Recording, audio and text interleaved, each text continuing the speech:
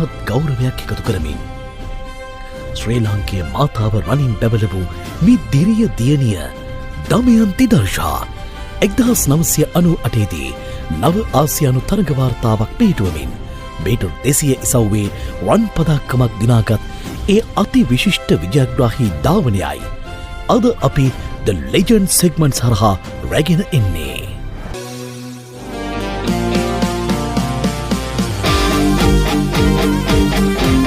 කැගල්ල දිස්ත්‍රික්කයේ පුරා විසිරී පැතිරී සිටින දක්ෂින් විශාල පිරිසක් හෙල්ල විසිකිරීමේ ඉසව් සඳහාද සහභාගී වුණා.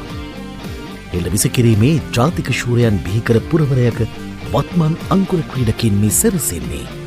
තවත් ජාත්‍යන්තර පදක්කමක සිහිනයකට දෙරණ සමගින් පෙළගැසෙන බව නම් නොරහසක්.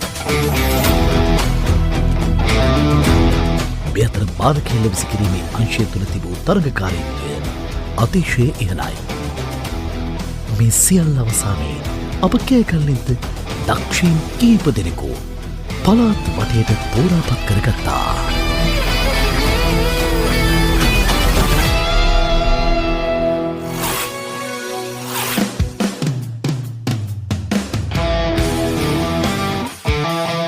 මගේ නම YVS විජේසිංහ.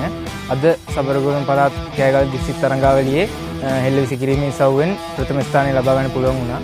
මම මීටර් 54.71 දක්ෂතාවක් සමගින් ප්‍රථම ස්ථානය ලබා ගන්න හැකියාව ලැබුණා.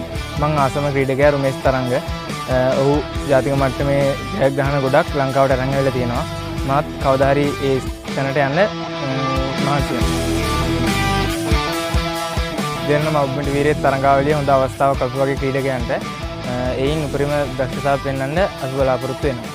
එමනම් අපි සබරගමු පළාත් තරඟ මේ විදිහට අවසන් කරනවා. ජයග්‍රහණය කරපු අපේ ක්‍රීඩක ක්‍රීඩිකාවන් සියලු දෙනාටම අපි සුබ ප්‍රාර්ථනා එකතු කරනවා. ඊට පස්සේ අපි එන්නේ මධ්‍යම පළාතට.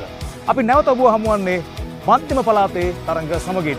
මෙතරණ රීඩ්ස්බරි මව්බිමට වීරයෙක්. ලස්සන කතා ලස්සන දෙරණෙන්